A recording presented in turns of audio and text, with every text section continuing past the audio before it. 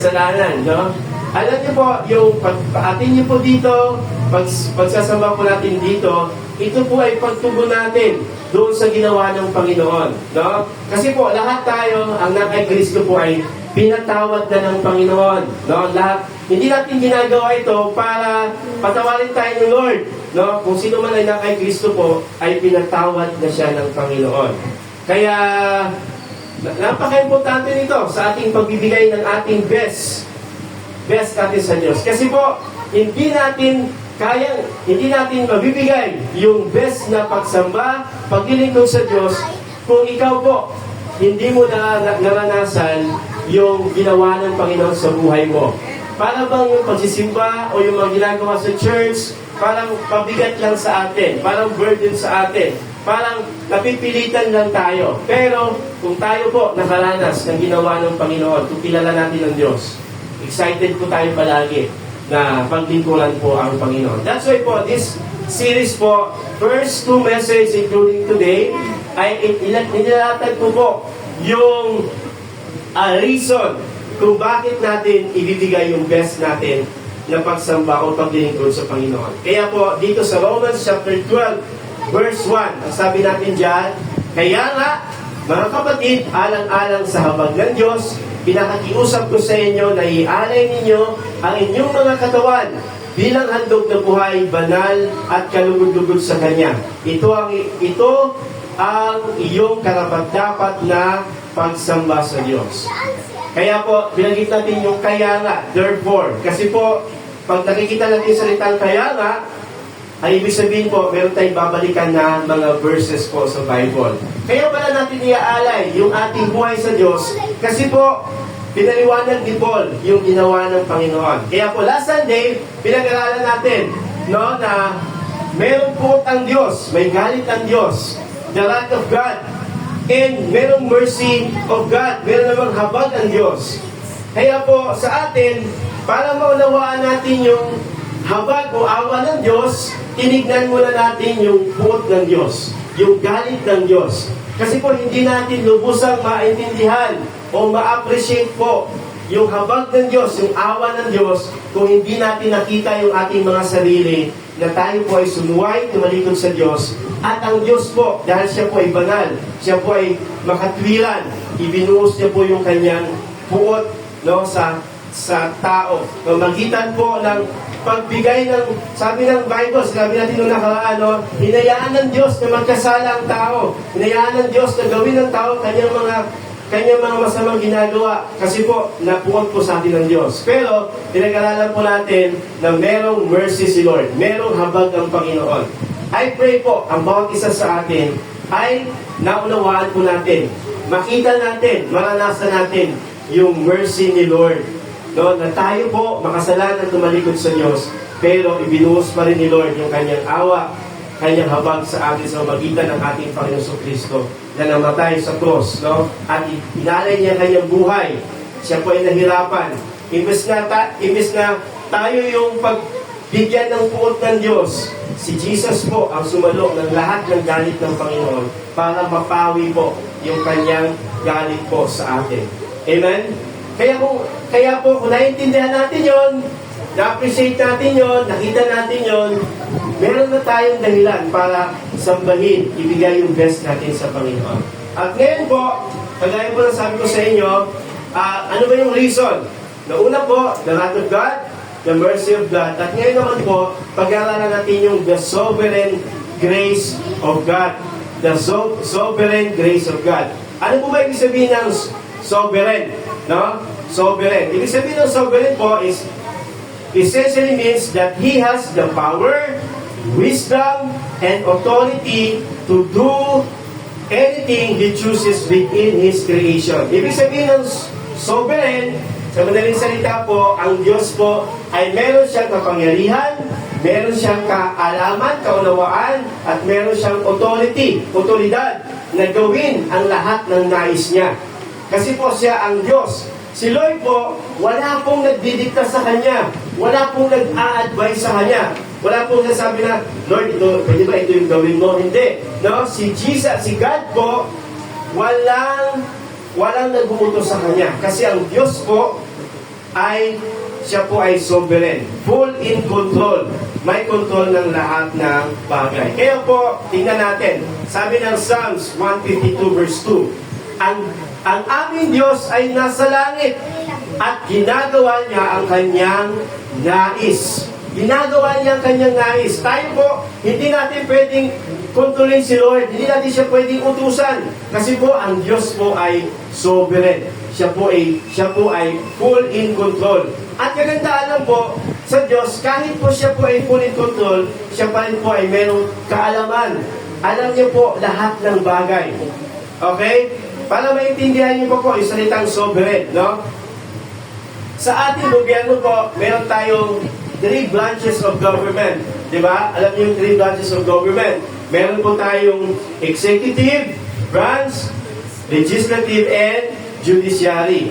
And then, alam niyo po yung executive, sa pamumuno ng ating presidente, wala siyang karapatan doon sa legislative, yung ating mga senator. Wala siyang full control doon. Pwede niyang magkaroon siya ng influence, pero hindi niya pwedeng utusan yung mga senator. No? Kasi po, yun? Different branch of government. Pero ang Diyos po, hindi ganon. Ang Diyos po is merong full control sa lahat po ng bagay dito sa mundo. Ang ating mundo po ay hawak po ng ating Panginoon. Yung buhay ay hawak ng Diyos. Nagpapasalamat ba kayo? Na merong Diyos na may control ng ating buhay? Ang kagandahan lang po sa ating Diyos, siya po ay may full control and siya din po ay mayroong grace. Okay, para maintindihan niyo pa po yung ating pinag-aralan. Tingnan natin yung mga importanteng salita po sa umaga na ito. Una, yung sovereign, ibig sabihin ay full control and wisdom of all things. Meron siyang lubos na kapangyarihan at karunungan sa lahat ng bagay. Pangalawa po, merong justisya na tinatawag o justice. Tinanggap mo kung ano ang nararapat. Ibig sabihin ng justice, nagkasala ka, tatanggapin mo kung ano nararapat. O kaya naman, meron kang ginawang bagay na maganda, tatanggapin mo kung ano yung nararapat. Kung ano yung nasa batas. For example po, ang nasa batas ay kailangan sumahod ka ng ganito. Karapatan mo yun. Justice yun. Kasi nasa batas yun. At tatanggapin mo kung ano yung nararapat. And then, meron naman tinatawag na mercy. Habag o awa. Okay? Ibig sabihin ng mercy, hindi mo tinanggap ang nararapat na parusa. Meron tayong nagagawang kamalian sa buhay. Sa akin nga lang po alam niyo po, sa pagdadrive na lang di ba? Alam niyo po, sa pagdadrive, minsan maiinis ka, minsan parang iinit ang ulo mo, hindi sa isip mo, yung parang umagrapya sa'yo, o kaya naman parang pinat ka, parang sa isip mo, parang gusto mo nang patayin yung parang gusto mo ipag-play na mabaga yung di ba sa isip natin, ibang klaseng di ba? Pero alam niyo po, merong awa ang Diyos na kahit ganun tayo, meron tayong ganung pag-iisip, meron tayong gagawang hindi mali, hindi natin natatanggap yung parusa na dapat sa atin. Can you imagine? Sa lahat ng kamalian natin is ang hustisya ng Diyos, ang palagi niyang pairalin, kawawa tayo. Tama ba? Kaya merong awa ang Diyos, no? Hindi mo tinatanggap ang narapat na parusa. Meron namang grace na tinatawag o biyaya. Tinanggap mo, pero hindi ka karapat dapat. Okay? Tinanggap mo, hindi ka karapat dapat. Ibig sabihin po niyan is regalo. Para maintindihan natin yung salvation ng Diyos, yung ginawa ng Panginoon, dapat maintindihan natin itong mga salita na to. Si Lord, merong full control, meron siyang justice, meron siyang mercy, and meron siyang grace. Okay, merong story sa Bible po, merong parable sa Bible na si Jesus po nagkwento ng parable na meron daw po isang may-ari ng vineyard, tapos merong trabaho siyang inalok doon sa mga sa Matthew chapter 20, meron siyang trabaho na inalok. And then, sa Israel po kasi, sa mga Hudyo po, meron silang lugar na kung saan naghihintay yung mga laborer. Okay, mga nagtatrabaho. And then, sabi ng Bible, meron na siyang inalok na magtatrabaho doon sa kanyang vineyard. Nasasahuran niya ng, kunwari po, 600 pesos, kunwari lang, 600 pesos, kung sinabi doon, 1 denari. And then, kumuha siya doon ng alas 6. Kasi ang trabaho po sa Israel ay simula alas 6 ng umaga hanggang alas 6 ng hapon o gabi. Sa atin ba, anong oras nagsisimula ang trabaho? Ha? Alas 8, alas 7, ano pa? Hanggang anong oras? Hanggang alas 5 or ano? Pero sa Israel po, 6 to 6, no? And then, may isang kinuha na ng trabaho, alas 6. Para sa hula ng, magkano? 1 dinari, for example, 600. Tapos, meron naman siyang kinuha ng alas 9 para magtrabaho doon, and then meron din siyang kinuha na alas 12 para magtrabaho doon sa kanyang ubasan. At meron din siyang kinuha na alas 3 para magtrabaho sa kanyang ubasan. And then, nung sahura na, binigyan niya ng sahod yung pumasok ng alas 3 to 6 lang. Binigyan niya ng 1 denari, 600 pesos. Okay? Kaya yung pumasok ng alas 6, tuwang-tuwa, siguro piling niya, ano po, magkano kayo bibili sa kanya? Siguro mas malaki. Pero ang binigay sa kanya, nung pumasok ng alas 6, alas 9, alas 12, alas 3, magkano binigay? Parehong 1 denari. Kaya nagalit yung pumasok ng alas 6. Bakit ganun? Late nang pumasok yun. Pero, magkano binigay nyo? Pareho lang. Pero, yung trabaho na binigay namin, mas mahaba yung sa amin. Pero ano sabi ni Lord? Papasok ka na alas 6, magkano sa mo? 1 denari, 600. Okay? Yun po ay justice. Pinailan ni Lord yung kanyang justice. Hindi po siya lugi doon. Kasi yun naman po usapan nila eh. Tama?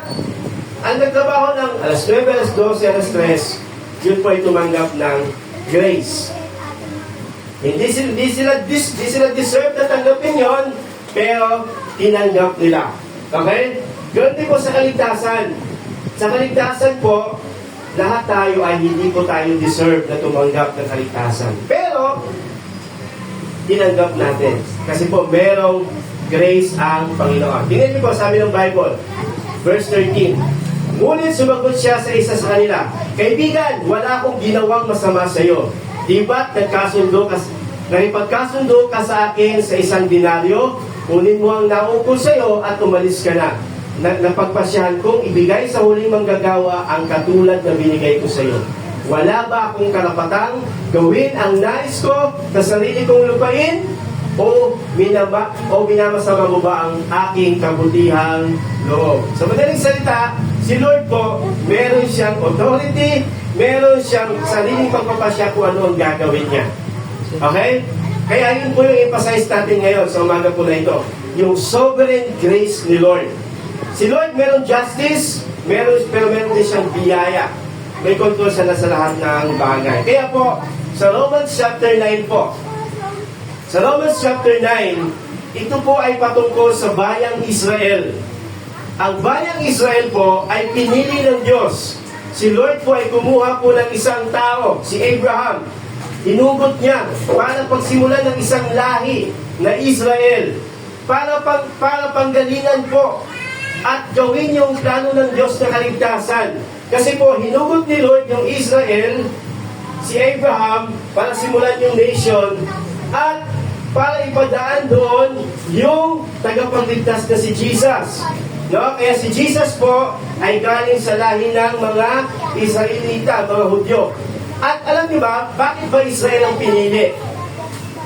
Bakit hindi Pilipino? Ha? Bakit hindi Pilipino? Bakit mga Hudyo? Alam niyo po, amazingly, no? Kasi po, ang mga Israel po, bakit sila pinili? Siyempre, hindi natin maharap kung bakit yun, bakit pinili sila ng Diyos. Kasi nga po, siya po ay sovereign, siya po ay merong kakayanan magpasya. Pero alam niyo po, bakit pinili ang Israel? Kasi alam niyo po, ang Israel po, sila lang po yung sila po yung bayan o bansa o lahi na mahilig po silang isulat yung sa kanilang salinlahi.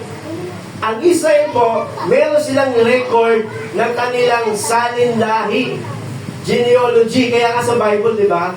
Minsan nakakatamad basahin yung mga salinlahi, di ba? Pagbabasa ka ng Matthew, okay, simula kay ganito, si Abraham, bigat Isaac, anak niya tatay niya Abraham, tapos Jacob, gano'n, di ba? Meron silang listahan. Bakit po? Kasi po mayroong plano ang Diyos sa kaligtasan. Kasi po, magsisimulang lahi ng Israel, ang lahi na panggagalingan ni Jesus ay Israel. Okay? At alam niyo ba, sa history po, bibigyan ko lang po kayo ng brief history, no? Alam niyo ba, sa population ng buong mundo, ang Israel po ay 0.2% lang ang Israel. 0.2%. Pero alam niyo po, kung gaano pinoprotektahan ng Diyos itong Israel, from time po ni Solomon, nagkaanak si Solomon po, nasira po yung tawag dito, yung kingdom ng Israel. And then, during the time of Jesus, sila po ay alipin ng mga Romans. And then, during AD 70, nasira yung kanilang templo. Nabuwag po ang Israel. Kumalat po ang bansang Israel. Pero po, during 1948, nakalagay po ito sa history, no? 1948 po, tinipon ulit ng Diyos yung bansang Israel. During those times, no, in the past, di sila bansa. Wala silang flag ang Israel. Pero 1948 po is inayos ni Lord ulit yung bayang Israel. Kaya po, nagpasya ang UN, no, na gawing bansa ulit ang Israel. Alam niyo po, wala silang kumbaga, na-preserve nila yung kanilang lahi, na-preserve din nila yung kanilang language. A long time, a long time. Wala silang kumbaga, hindi sila nagtitipon-tipon wala silang bansa, Mahirap po yun. God's intervention po yun. Bakit po? Kasi po ang Diyos ay makapangyarihan. God preserve po yung Israel. At ngayon inaatake po ang Israel ng Iran. Okay? Ng mga terorista. Amazingly po, nitong nakaraan lang, no? Nagpadala ng mga missiles rockets yung kalaban. Pero amazingly po, anong ginawa? Ang dami pong preparation ng mga kalaban ng Israel. Pero alam niyo po, during the preparation, nagtalo-talo yung mga kalaban at di sila nagkasundo. No? And then, nagpadala sila ng mga rockets sa Israel po. Alam niyo po saan tumama? Doon sa walang tao. Doon sa mga buhangin. Amazing po. Kaya, kahit po yung mga secular Jews na hindi naniwala kay Jesus, sabi nila na merong Diyos ang Israel. Kaya po, dito sa Romans chapter 9, pinakita ng Diyos kung paano niya pinili ang bansang Israel. Okay? Para pagmulan yung kaligtasan. Kaya Romans chapter 9 verse 1 to 3, yamang ako'y kay Kristo, sabi ni Pablo, katotohanan ang sinasabi ko. So, pamagitan ng banal na Espiritu ay nagpapatuto ako ang aking budi at hindi ako nagsisinungaling. Matindi ang aking kalungkutan at di mapawi ang pagdaramdam ko ng aking puso dahil sa aking kababayan at kalahi. Nanaisin ko pang ako'y sumpain at mahiwalay kay Kristo alang-alang sa akin. Bakit po? Ano sasabi ni Pablo? Kasi po ang bayan ni Israel pinili ng Diyos, pero sila po ay tumalikod sa Diyos. Mula kay Abraham, pinili sila ng Panginoon, pinadalhan sila ng mga miracle, and then pinadalhan sila ng kautusan, at nagpakilala sa kanilang Panginoon. Pero hindi pa rin sila kumilala sa Diyos. Kaya sabi ni Pablo, sabi niya, sana ako na lang mapaimpyerno, ako na lang mapahamak para lang sa kaligtasan ng aking bayan. Kasi po, sobrang lungkot ni Pablo. Di ba gano'n naman tayo, di ba? Naranasan niyo ba yun? Tayo, ligtas na tayo, nakilala tayo sa Panginoon, tapos meron tayong mga kapamilya na hindi pa nakilala sa Diyos. Para bang sobrang lungkot natin na gusto din natin sila makakilala sa Panginoon. Alam niyo po, Kahit yung bayan ng Israel, no, pinagmulan ng lahi ni Jesus, nakakita ng matinding himala, pero karamihan sa kanila is tumalikod sa Diyos. Pero ano yung makikita natin dito? Ito po, number 1. No? Pinakita ng Diyos ang kanyang sovereign grace sa kanyang pagpili. No? Sovereign grace. Ano yung sabihin ng sovereign? Full in control. Grace, biyaya. Ibig sabihin, pinahayag ng Diyos yung kanyang kapangyarihan ng may kasamang biyaya sa kanyang pagpili. Okay, tingnan natin mabuti. Okay? Nandyan pa ba kayo? Okay, sorry po nilatag ko lang po yung background ng ano. Okay, naubos yung oras ko na. Pero para maintindihan lang po natin yung Bible. Para hindi tayo magkamali kung paano natin intindihin yung Bible. Okay? Kasi po, by the way, bilang mga pastor po, may mga iniiwasan kami mga passage sa Bible na ituro kasi medyo mabigat ituro. At ako po, isa po ito, sa Romans 9, 10, 11. Medyo iniiwasan ko ituro kasi medyo magulo siya at mahirap siya ituro. Pero, ewan ko ba, bakit ako dinala ni Lord dito, no? Pero gusto lang ni Lord na ipakita, no, kung gaano siya ka-deserve na paglingkuran talaga. Okay? Tingnan natin. Sabi sa, ano una? Pinakita ng Diyos ang kanyang sovereign grace sa kanyang pagpili. Okay? Ang ibig sabihin nito, hindi lahat ng ayon sa laman ay binibilang na anak ng Diyos, kundi iyong mga ipinanganak ayon sa pangako ng Diyos. Nasabi ni Pablo po, na hindi lahat daw ng anak ni Abraham ay ibinilang na anak ng Diyos. Kasi po, si Abraham po, mayroong 2 anak. Tama? Actually, marami pang anak si Abraham. Lumipas, may mga anak pang palit siya. Pero, meron tayong 2 kilalang anak ni Abraham. Sino? Si Isaac at saka si Ishmael. Okay? Yung Ishmael. Arab country, Ishmael yan. Yung mga Arab country. Isaac is yung sa mga Israelita. Now, sino pinili ng Diyos? Si Isaac. Now, ilan ang anak ni Isaac? Ha? Ilan ang anak ni Isaac? 2. No? Sino? Si Esau at saka? Si Jacob. Sino pinili ng Diyos? Si Jacob. Tanong ko po sa inyo, bakit si Isaac ang pinili? Bakit si Jacob ang pinili? Di ba? Mahirap intindihin, di ba? Kasi nga si Lord sovereign siya. Meron siyang full in control. Pero, titingnan niyo mabuti. Titingnan niyo mabuti, ha? Kay Esau na lang at kay Jacob. Sino pinili sa dalawa? Si Jacob. Sa tingin niyo, sino mas karapat dapat na piliin sa dalawa? Sino karapat dapat? Sino pinili? Si Jacob. Ibig sabihin ba, si Jacob, mas karapat dapat siya na piliin? Sa pangalan pa lang ni Jacob, ang ibig sabihin ng pangalan ni Jacob ay deceiver, manloloko, nambubudol. Di ba? Ilang beses niya binudol yung kanyang kapatid. Hindi siya karapat dapat na piliin. Pero bakit siya pinili? Kasi merong sovereign si Lord at merong biyaya ang Diyos. Alam niya yung ginagawa niya. Alam niya kung sino sa Kanya. Tama ba? Ngayon, tanong ko sa inyo. Pinili ba kayo ng Panginoon? Amen. Bakit kayo pinili? Bakit hindi kami bahay nyo? Di ba? O bakit hindi yung kakilala nyo? Tama? Bakit po? Kasi po, si Lord sovereign. And siya po ay merong biyaya. Lahat tayo po, hindi tayo karapat-dapat na piliin ng Panginoon. Pero, pinili tayo ng Diyos. Amen ba? Amen. Kaya sabi dyan, bagamat ang mga bata ay hindi sinilang at hindi nakagawa ng anumang mabuti, o masama, ipinakita ng Diyos sa kanyang pagpili. Kasi po, sa tiyan pa lang, pinili na kung sino. Di ba, sa tiyan pa lang ni Rebecca, nanay ni Jacob sa ni Esau, pinili na. Sino pinili? Yung bunso, si Jacob. At ito'y hindi batay sa mga gawa, kundi ayon sa layunin ng Panginoon. Sa madaling salita po, lahat tayo, hindi tayo karapat-dapat na piliin ng Diyos, pero pinili tayo ng Panginoon. Nagpapasalamat ko tayo doon. Amen. Kaya po, dapat siyang sambahin, no? Dakilain.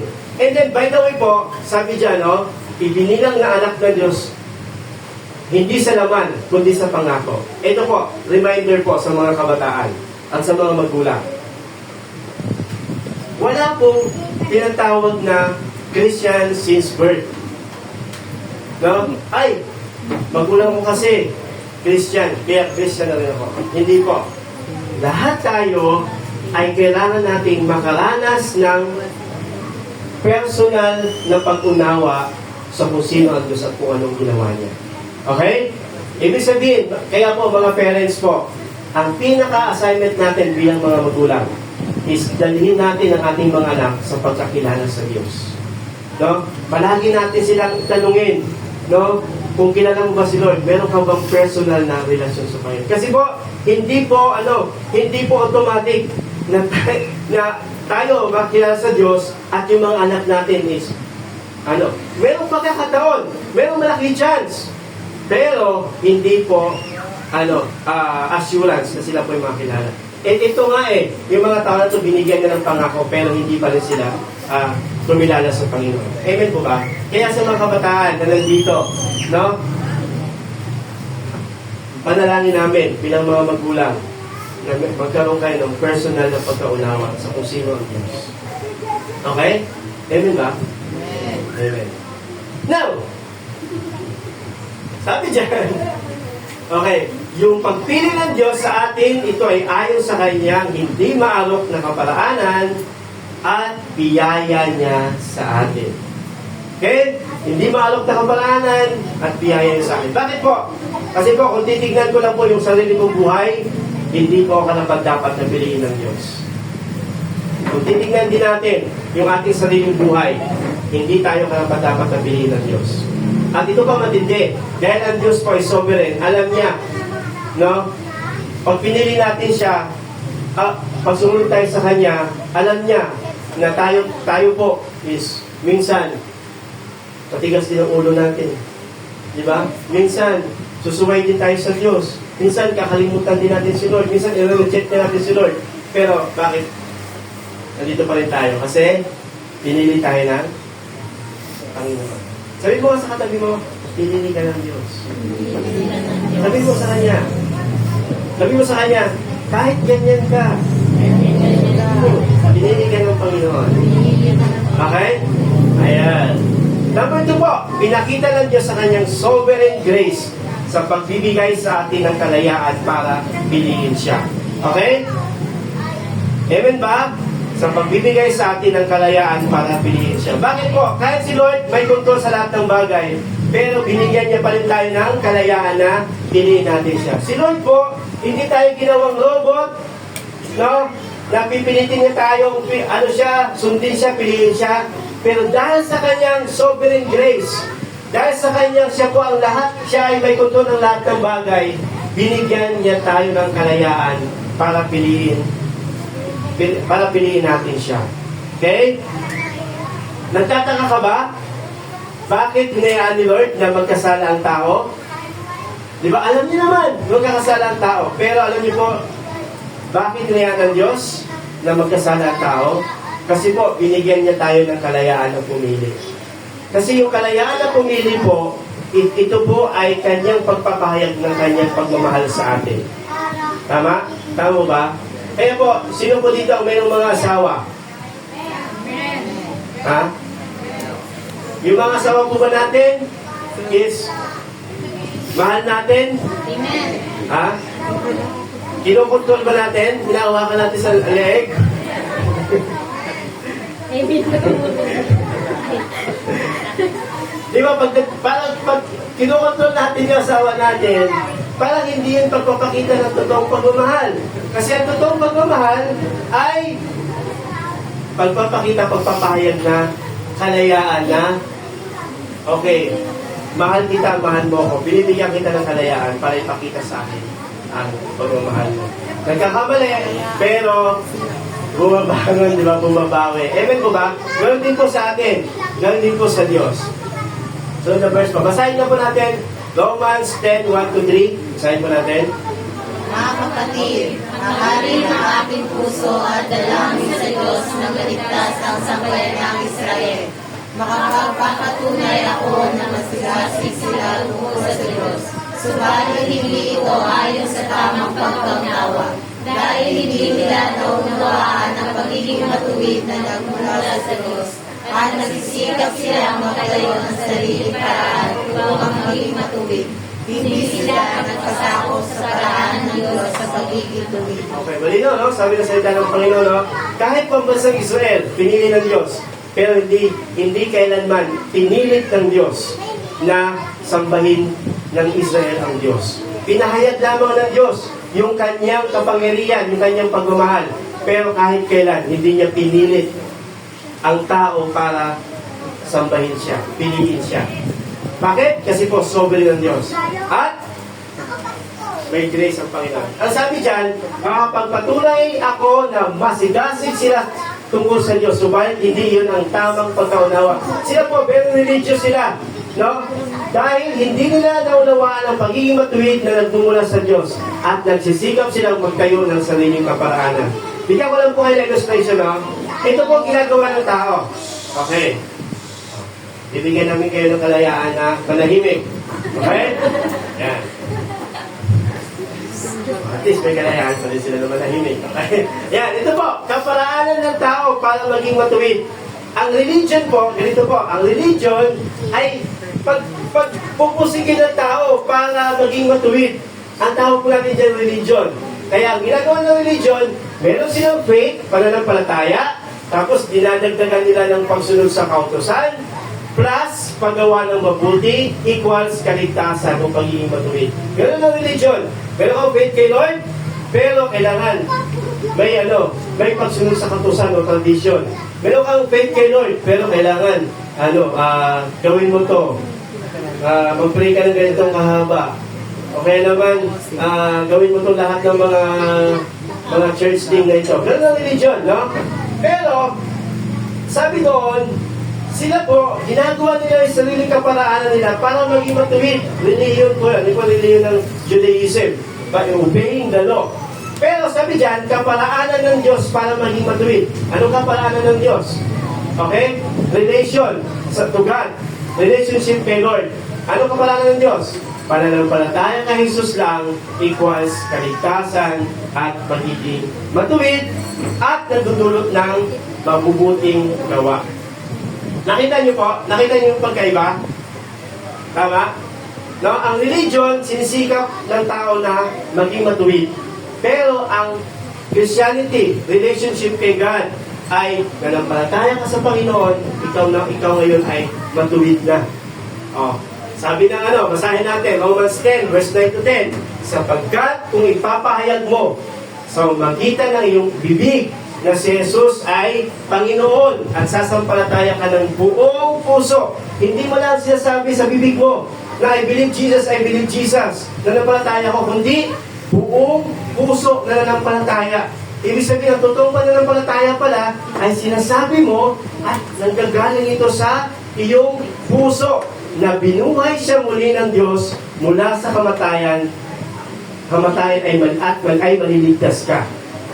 Mga kapatid, para tayo pala maging anak ng Diyos, maging matuwid sa harapan ng Diyos, kailangan natin gawin, isipahayag, i-confess sa Diyos na nanampalataya tayo sa Kanya, na galing ito sa ating puso, na siya'y binuhay muli ng Panginoon, at maliligtas ka. Verse 10, sapagkat sumasampalataya ang tao sa magitan ng puso tungo sa tungo sa pagiging matuwid at nagpapahayag sa magitan ng bibig tungkol sa kaligtasan. Amen ba? Merong personal na decision. Ang pagiging anak ng Diyos ay hindi sa pagsunod sa anumang bagay, kundi pananampalataya sa buong puso kay Jesus doon sa kanyang ginawa sa cross. Tanong ko po sa inyo, anong katayuan natin? Anong pagkaintindi natin? Ibig sabihin ng pagiging matuwid, karapat-dapat ka natanggapin ng Panginoon. Ano ang sitwasyon natin? Nananampalataya ka ba kay Jesus ng buong puso mo? O, alam niyo po, meron mga tao na nagsisimba, pupunta ng church. Matin sila ng church kasi isip nila, ang pagdating nila sa church is para kalugdan sila ng Panginoon. No? Alam niyo po, ang church po, hindi tayo kayang iligtas, hindi tayo kayang gawing matuwid. Ang kaya lang is yung ating pananampalataya sa ating Panginoon Kristo. Okay? Amen ba? Sana po ay malinaw po yun. Sinasabi ko lang po ito kasi po gusto ko po ipaliwanag sa inyo kung gaano po ka-deserve ni Lord ang pagsambang buong pusong paglilingkod sa Kanya. Alam niyo po, I cannot force you to serve God. The church cannot force you na ibigay mo yung buhay sa Diyos. My job po, my part, is to help you to understand kung sino si Lord at kung ano ang ginawa niya.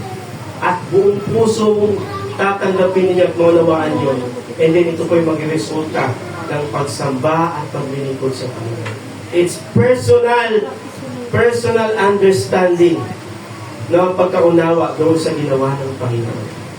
Okay? Pangatlo, last na. Okay. Extend lang ako ng konti ha. Kasi mawala naman ako ng tubig kaya at least. Ayan.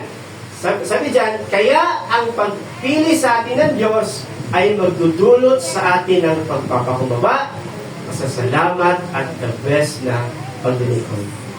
Naniwala ka ba na pinili ka ng Diyos? Naniwala ka ba? Amen. Amen. Ito daw po ay nagdudulot sa atin ng pagpapakumbaba, pasasalamat at the best na paglilingkod. Romans 11:25-26. No? Mga kapatid, hindi ko nais na kayong mga hintil. Sino yung mga hintil? Tayo, yung mga hindi Hudyo, ay maging mataas ang tingin sa sarili. Huwag kayong magmataas. Kasi, sabi dyan, kaya nais kong maunawaan ninyo ang hiwagang ito. Nagkaroon ng pagmamatigas ang isang bahagi ng Israel hanggang makapasok ang kabuuan bilang ng mga hintil. Sa ganitong paraan, maliligtas ang buong Israel gaya ng nasusulat. Ito po mga kapatid, no? Ito sinasabi ni Pablo. Yung Israel po, sumuway sila sa Diyos. No? At yung kanilang pagsuway daw po, ay nagdulot daw po ito para ibukas yung kaligtasan doon sa mga hintil. No? Okay? Naintindihan niyo po? Eh, kung ikaw ay hintil, pumasok ang kaligtasan. Sabi ni Pablo, huwag kayong magmataas. Hindi ibig sabihin na parang sumuway ang Israel at kayo pinili na rin kayo, ay, favorable na kayo. Hindi, lahat tayo, Israel man o hindi, ay tumanggap lang po ng biyaya ng Panginoon. Bakit po? Kasi po, merong pag-aaral po sa history, no? Merong tinatawag na replacement theology. O narinig niyo po ba yan? Replacement theology.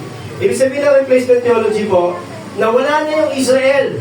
At ang pumalit sa Israel ay yung church. No? Wala na yung Israel. Pero nagkamali sila. Kasi nga po, 1948 sa history, ay tinatag ulit ng Diyos yung Israel. By the way, yung isa sa mga bumoto para may tatag na bansa ulit ng Israel ay ang bansang Pilipinas. No? During, I think, Manuel M. Quezon na presidente, no? Kaya nga sa Israel, di ba? Wala tayong visa. Hindi kailangan ng visa pag pumasok ka sa Israel. Okay? Kasi po, bumoto tayo para mapuplod sila ulit. Pero sinasabi lang natin, huwag daw magmataas ang mga hintil. Sinasabi dyan, tungkol sa Ebanghelyo, naging kaaway sila ng Diyos alang-alang sa inyo. Tungkol naman sa paghihirang, sila yung mga minamahal ng Diyos alang-alang sa kanilang mga ninuno, sapagkat hindi maaaring bawiin ng mga kaloob at ang pagtawag ng Diyos. Dahil dati kayong mga suwail sa Diyos, subalit gayon kinahabagan dahil sa kanilang pagsuway. Ngayon naman sila ang naging suwail upang sa magitan ng habag na pinakita sa inyo, sila na rin ay tumanggap sa habag ng Diyos. Ganun, no? Sumuway ang Israel, naligtas ang mga hintil. At naligtas ang mga hintil para makipagpakita doon sa mga Hudyo, ay, niligtas ng Diyos ang mga hintil. Parang lugi tayo Tawag na rin tayo sa Diyos. Parang ganun siya sabi ni Pablo. Pero gusto ko lang po kayong pakitaan, no, ng past, present, and future. Past, sumuway ang past, pinili ng Diyos ang Israel. Present, during that time, tumalikod ang Israel. Pero alam niyo po, in the near future, babalik ang Israel para sumamba sa Diyos. Kaya sabi dyan, hanggang makapasok ang kabuang bilang ng mga Hentil, sa ganitong paraan, maliligtas ang buong Israel. Kaya sabi ng Bible, meron palang hinihintay na number yung Israel, yung mga Hentil na maligtas. Saka naman, papasok yung kabuuan na bilang ng Israel na maliligtas din. Hopefully, maintindihan nyo, pero ang daling salita po is yung pagpili ng Diyos sa atin, magdulot sa atin ito ng salamat, okay? Pagpapakumbaba at the best na paglilingkod. Amen? Kaya you are saved to serve the Lord. You are saved to serve God. Okay? Kaya Romans 12 verse 1, ano sabi?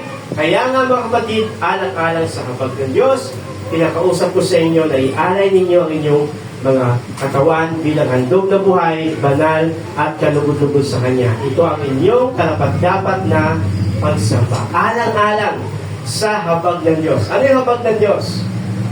No? Dapat tayong parusahan, pero niligtas ng Panginoon. Hindi tayo karapat-dapat na piliin, pero pinili tayo ng Diyos. Amen? Ano naman yung ating gagawin, mga kapatid? Ito, magbigay lang po ako sa inyo ng ilan sa mga pwede nating i-apply po sa buhay natin. Application po. Mabilis na lang po ito. Okay? Application. Paano natin ma-apply? Paano natin ialay yung ating buhay sa Diyos? Okay? Number 1 po, huwag ninyong ituloy ang inyong. By the way, itong mga application na to, nandun to sa Romans chapter 12. Mababasa nyo lang to doon. Nilagay ko lang dyan, no? Na isa-isa. Okay, bilang application, no? Dahil pinagdaman ng Diyos sa kanyang habag, pinili tayo ng Panginoon. Kaya naman, huwag ninyong ituloy ang inyong sarili na higit sa nararapat. Ibig sabihin, mga kapatid, huwag nating ituring yung sarili natin na mas mataas kaysa sa iba. Why? Lahat po tayo ay kinahabagan ng Diyos. Kahit ano pong status natin sa buhay, lahat po tayo is pantay-pantay lang sa harapan ng Diyos. Lahat tayo ay kinahabagan ng Panginoon. Okay? Amen ba? Kaya sa church po, iba-iba yung status natin dito sa church. Pero sa paningin ng Panginoon, lahat po tayo pantay-pantay lang sa paningin ng Panginoon. Okay? Hindi sa heights, no? Kundi sa estado po ng pagtingin sa atin ng Panginoon. Okay? Ano ba? Ano pa ang application? Wala na. 100 yan eh. One pa lang tayo. Ako na. Okay. Ano pa? Makibahagi sa gawain ayon sa kakayanan na binigay sa ng Diyos. Makibahagi daw. At meron ka bang kakayanan? Meron ka bang gift? Meron ka bang talent? Pinagkaloob sa ng Diyos? Sino dito ang merong talent? Eh. Kahapon yan, pag-usapan namin, pagkawin namin sa seminar, no? Na merong mga tao na na ang talent nila, yung gift nila sa Diyos is yung mercy, yung makinig ng mga problema. No? Di ba meron tayong mga kakilala na maraming sinishare sa atin. Ibang tao ayaw mo makinig ng problema. Pero may mga tao talaga na kahit ano ba ikwento nyo sa kanila, nandyan sila para makinig. Sabi yan, Sir Debbie, Pastor, ako yun.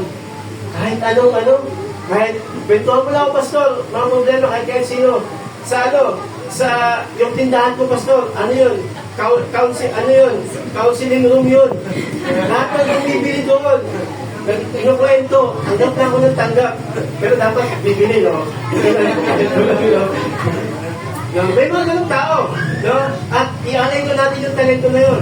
May mga talento naman na iba-iba. Pag-awit, pangunguna, di ba? Si Sina nga eh. Sa binuan nila kanina eh. Parang si Sina daw pag sumilip na naman, mas nakaganon no? Talent niya, supervisor niya. Diba? Sabihin, titignan niyo kung okay lahat. Di ba? Walang gano'n, di ba? Hindi naman, iba-iba tayo ng talento, di ba? Makibahagi tayo sa gawain ng Panginoon. Ano bang kakayanan natin? Meron, I believe po, meron tayong kakayanan. Amen? Okay? Ano pa? Ano pa? Bilisan mo, 100 to. Anong oras na? Wala na. Okay. Maging mapagmahal sa isa't isa bilang tunay na magkakapatid. Na magmahalan daw tayo bilang magkakapatid. Bibilisan ko na po. Magpakasipag sa gawain ng Diyos, no?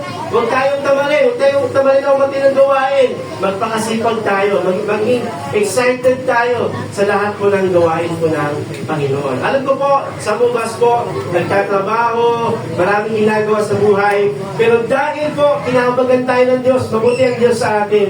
Kaya naman, meron tayong eagerness, meron tayong excitement na maglingkod sa Panginoon. Grabe, no? Masaya po ba mag-serve kay Lord?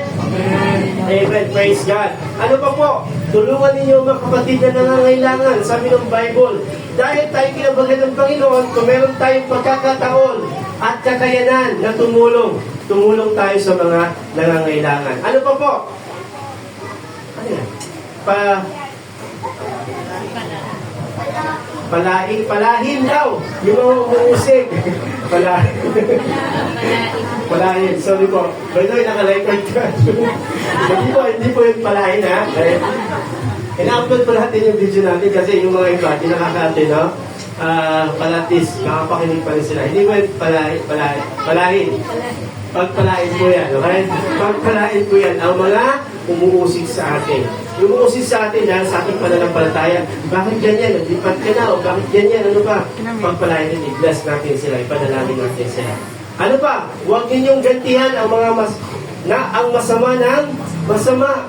Dahil tayo, pinuhin mo, si Lord, masama tayo, pero kinabagan tayo ng Diyos. O kalahin mo, masama ka, tapos ang ginag-design ng Diyos masama. Kawawa ka, di ba? Bilang tugon doon sa ginawa ng Panginoon, huwag daw natin gantihan ng masama. Ng masama. Gantihan daw natin ang masama, ng mas masama. Okay? Ang masama na huwag daw natin gantihan. Gantihan daw natin yung masama na kabutihan. Okay? Kaya sabi ng mga Pilipino, di ba? Pag pinato ka ng bato, batuhin mo lang. Okay. Mali yun. Mali yung bato. Binato mo pa rin eh. Masakit pa rin yan, di ba? Tama? Malay mo, yung tinapay, yung matigas na tinapay, nakakabukol pa rin po yun. Tama? Pag binato ka ng bato, bigyan mo ng tinapay na may palaman. Okay?